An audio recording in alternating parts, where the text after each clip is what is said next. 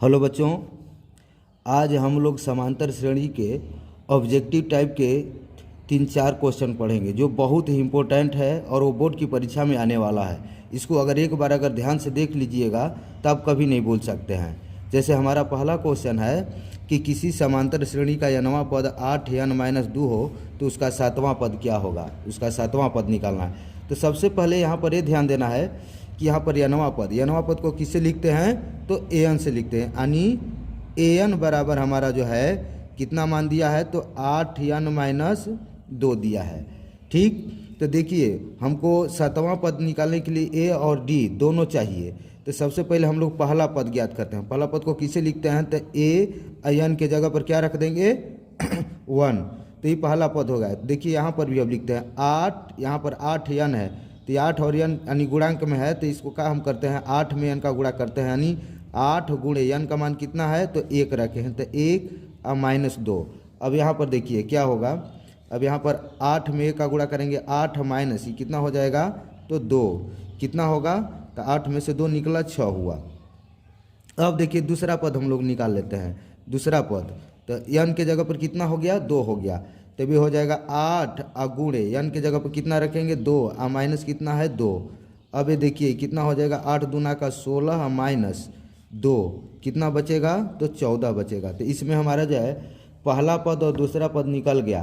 तो अब इसमें हम जो है डी निकाल सकते हैं। क्या कर सकते हैं डी निकाल सकते हैं। तो डी कैसे निकालेंगे तो देखिए डी बराबर होता है क्या चीज़, यानी सर्वांतर बराबर होता है a2 माइनस a1। a2 का मान कितना है तो 14 माइनस a1 का मान कितना है तो 6 है, कितना हो जाएगा 8 हो जाएगा, कितना हो जाएगा 8। तो अब हमको 7वां पद निकालना है। 7वां पद का डायरेक्ट सूत्र लिखिए a7 बराबर, इसका सूत्र क्या होता है तो a प्लस 6d होता है, a प्लस 6d। तो a हो जाएगा आपका कितना तो a का मान कितना आया है, a का मान यानी पहला पद दिया है 6 प्लस a हो जाएगा कितना तो 6 गुणे d का मान कितना आया है 8। अब इसमें हम लोग का काम कर सकते हैं कि a हो जाएगा 6 प्लस, अब 8 में 6 में गुणा करेंगे तो 8 6 का कितना हो जाएगा 48, 48 6 कितना हुआ 54, यही क्या हो जाएगा आंसर। अब हम लोग चलते हैं दूसरे क्वेश्चन पर। दिया है कि किसी समांतर श्रेणी में a30 माइनस a20 बराबर 50 तो सर्वांतर ज्ञात कीजिए। देखिए यहाँ पर 30वां पद और 20वां पद का अंतर 50 दिया है तो सर्वांतर अर्थात d निकालना है हमको। तो पहले हम लोग लिख लेते हैं a30 माइनस a20 बराबर कितना है तो 50 दिया है, कितना दिया है 50 दिया है। ठीक, a20 बराबर 50, रुक जाइए साफ लिख देते हैं a30 माइनस a20 बराबर कितना दिया है तो 50 दिया है।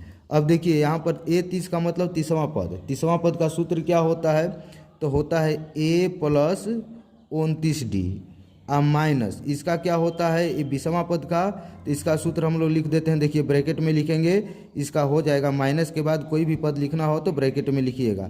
क्या हो जाएगा इसका तो a plus 19d, a plus 19d बराबर कितना है तो 50 दिया है।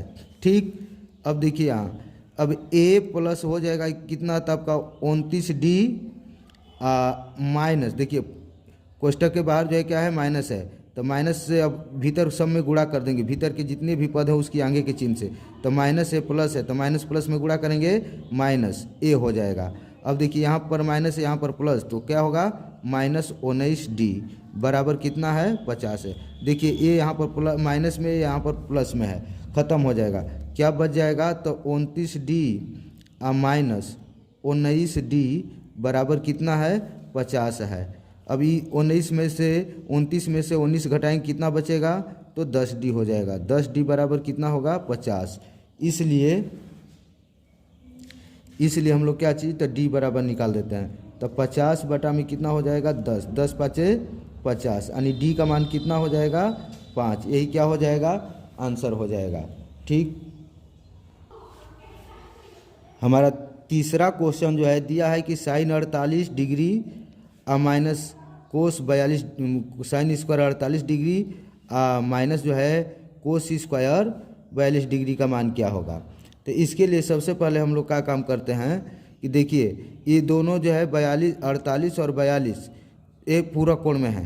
कैसे? तो दोनों को जोड़ने पर जो है 90 डिग्री आ रहा है। तो यह काम कीजिए कि आप या तो इसको नहीं तो इसको, दोनों को जो है कोई एक को पूरा कोण के रूप में हम लोग तोड़ देते हैं। कैसे? तो देखिए साइन स्क्वायर, देखिए यहाँ पर कितना 48 डिग्री है, तो इसको 90 में से घटाएंगे। 90 में से कितना घटाएं कि 48 आ जाए। तो यहाँ पर हम लोग क्या घटाएंगे? तो 42 डिग्री। ठीक। अब माइनस ए क्या है? तो कोस स्क्वायर 42 डिग्री है। देखिए ये साइन 90 माइनस थीटा, तो साइन 90 माइनस थीटा का सूत्र क्या होता है? तो कोस थीटा होता है। क्या होता है? Cos theta. Sine 90 minus theta के सूत्र पर है, तो इसका सूत्र होता है कोस थीटा, लेकिन इसमें स्क्वायर है तो स्क्वायर रख देते हैं। आज जितना घटाते हैं वही लिखा जाता है। तो कितना लिख दें यहाँ पर? तो 42 डिग्री। अब माइनस ए क्या है? तो कोस स्क्वायर 42 डिग्री। देखिए कोस स्क्वायर यहाँ प्लस में है और ये माइनस में है, कट जाएगा। क्या हो जाएगा? तो 0, जो हमारा यही आंसर होगा। ठीक। हेलो बच्चों, अब देखिए अब हम लोग चलते हैं क्वेश्चन नंबर 4 पे। देखिए यहाँ पर दिया है कि cos theta plus sec theta बराबर 5/2, तो cos square theta plus sec square theta का मान क्या होगा? का मान ज्ञात करें। देखिए ये जो है बहुत ही आसान है, इसको केवल एक बार समझ लीजिएगा, आपको कोई दिक्कत नहीं रहेगा। किसका हमको मान निकालना है? तो देखिए यहाँ पर दिया है कोस स्क्वायर थीटा और प्लस में है सेक स्क्वायर थीटा का मान निकालना है। तो देखिए इसको हम लोग ए मानते हैं, इसको क्या मान लेते हैं? बी। तो ये हो जाएगा किस पर? तो ए स्क्वायर माइनस बी स्क्वायर के सूत्र पर हो गया। तो ए स्क्वायर माइनस बी स्क्वायर का सूत्र क्या होता है? देखिए यहाँ पर हम लिख दे रहे हैं ए स्क्वायर माइनस बी स्क्वायर का, ए स्क्वायर प्लस बी स्क्वायर है, प्लस बी स्क्वायर का सूत्र होता है ए स्क्वायर ए प्लस बी का होल स्क्वायर हो जाएगा और माइनस 2ab। तो इसमें क्या है? तो इसमें भी वही है, केवल क्या कर देना है कि ए के जगह पर क्या रख देना है? कोस, और बी के जगह पर क्या रख देना है? सेक। तो यहाँ पर हम लोग लिख सकते हैं क्या चीज़? तो कोस थीटा और प्लस सेक थीटा का होल स्क्वायर, अब माइनस हो जाएगा। अब देखिए 2ab है, तो यहाँ पर 2 लिख देते हैं, इनटू क्या लिख देते हैं? तो लिख देंगे आपको ए का जगह पर क्या लिखेंगे? कोस थीटा और इनटू और गुणे यहाँ पर लिख देते हैं क्या चीज़? तो सेक थीटा। ठीक। अब देखिए इसका मान दिया है कोस प्लस सेक का मान दिया है कितना? तो 5/2 दिया है। तो यहाँ पर हम क्या कर लेते हैं? तो 5/2, ऊपर स्क्वायर है, इस पर स्क्वायर कर लेते हैं, और माइनस ये 2 और गुणे। देखिए कोस और इंटू सेक मिलाकर कितना होता है? Cos theta into sec theta बराबर 1 होता है। अब ये हो जाएगा 5 का स्क्वायर करेंगे 25, और बटा में 2 का स्क्वायर करेंगे 4, और माइनस ये कितना हो गया? 2 एकम 2, इसके बटा में कुछ नहीं 1 रख लेते हैं। ठीक। अब इसका लसा ले लेते हैं, कितना हो जाएगा लसा? तो लसा हो जाएगा 4। देखिए 4 से 4 एक बार में ख़त्म, 1 में 25 का गुणा करेंगे कितना आएगा? 25, और माइनस। अब देखिए 4 में 1 का भाग करेंगे 4 आएगा, 4 में 2 का गुणा कर देंगे कितना हो जाएगा? तो 4 दूना का 8। अब 25 में से 8 निकालेंगे कितना हो जाएगा? तो 17/4। यही हमारा क्या हुआ? अभीष्ट आंसर हो गया।